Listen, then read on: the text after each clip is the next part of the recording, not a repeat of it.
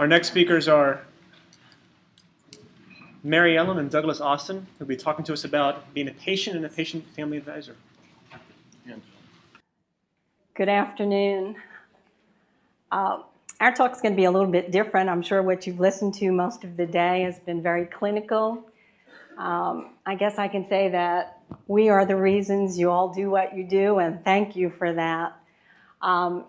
We're going to talk about the use of patient-family advisors and how using and collaborating with patients and family members can improve care.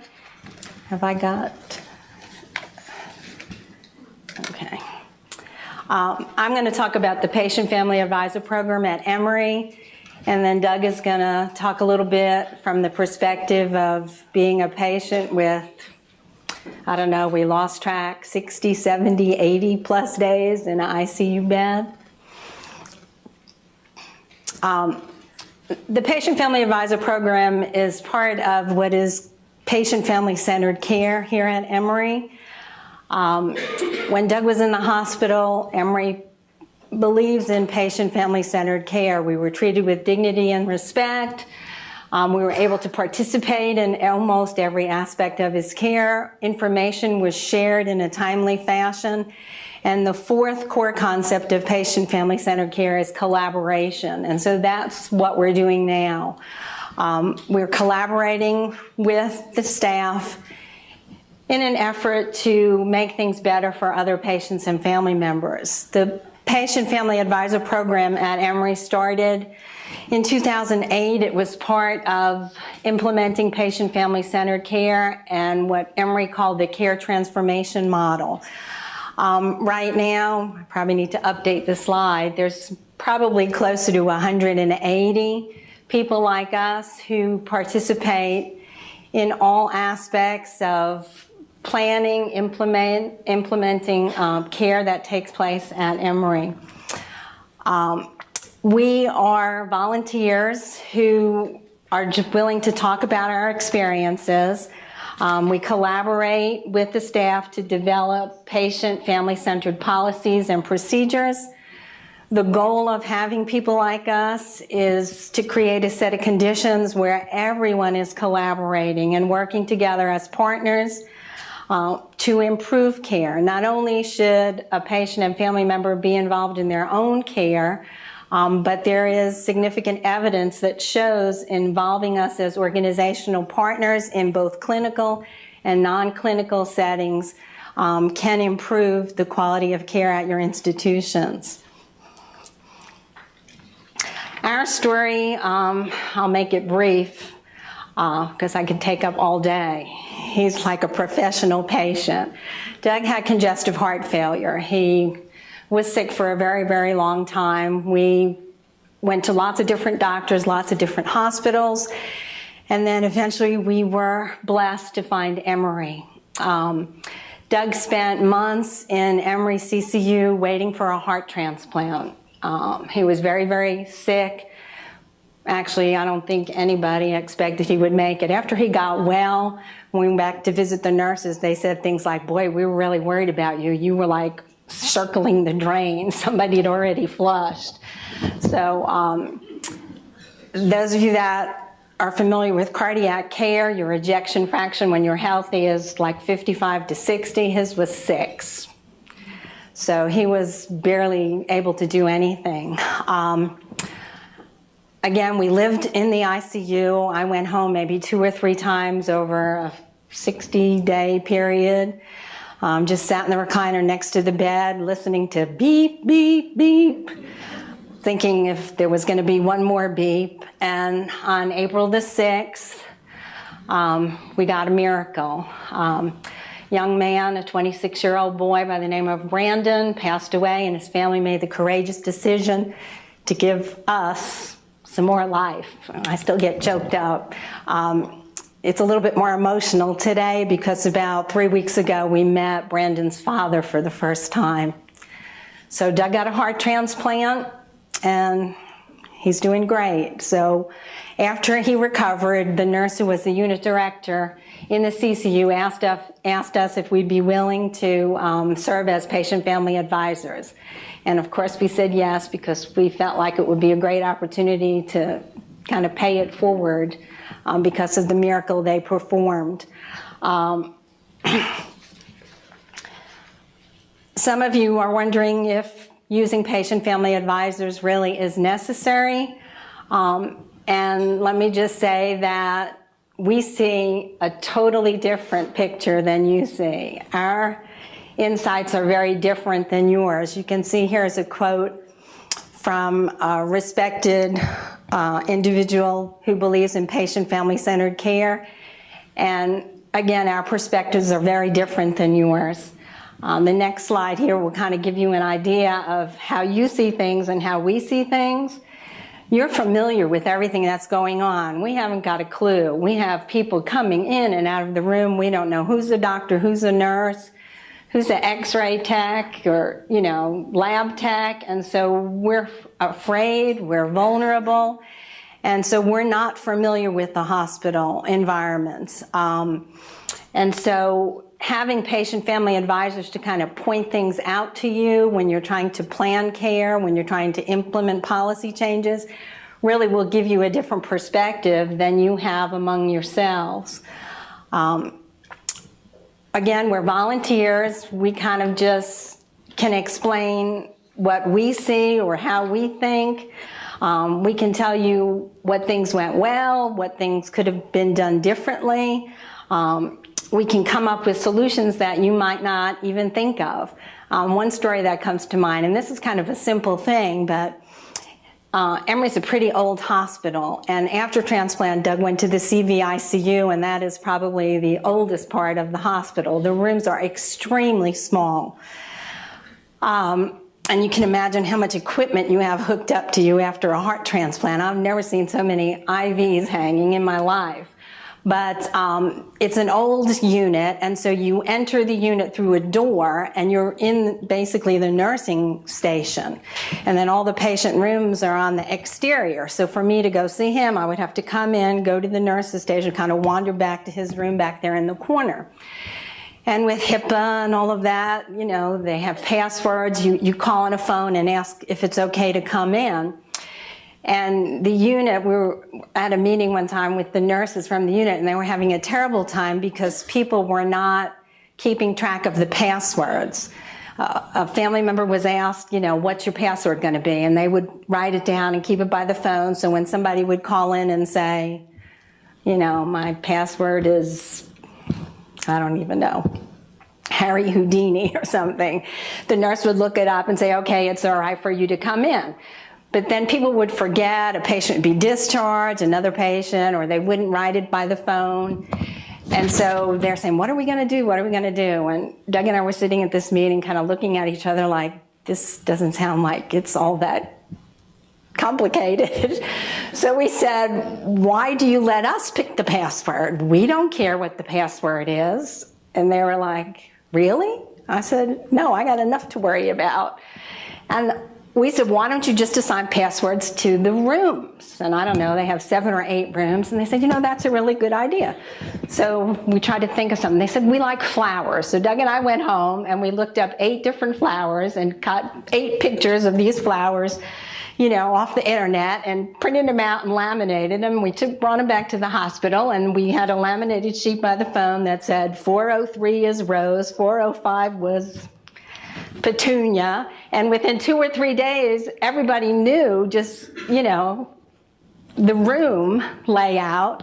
And so when somebody would call in, they would automatically know what the password. Now, it sounds like a dumb thing, but it was just something that to us made so much sense. I guess eventually they might have to change them, because if I know 403 is a rose, I might try to go in and visit somebody that I don't even know. But likely. I don't think I'm going back to the ICU. But we think of things that you all don't think about, because you're involved in all this technical stuff, and just like kind of these obvious, simple things, is not what you're thinking about. To give you an idea of some of the things that PFAs do, We've been involved in making decisions about open visiting hours. When Doug was sick, the ICU policy was 2 visitors in the room.